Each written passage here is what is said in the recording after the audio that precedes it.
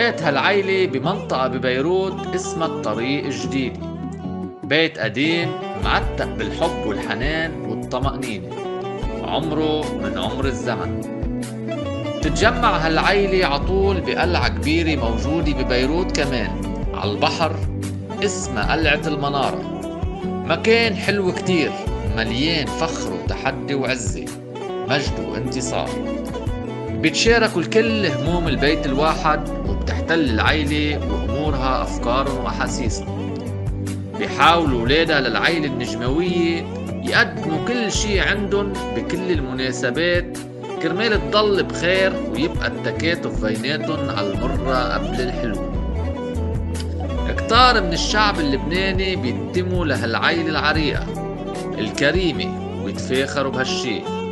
وين ما كانت النجمة وعيلتها بتكون حديث الشارع والمحور الأساسي بلبنان عكل الصعد.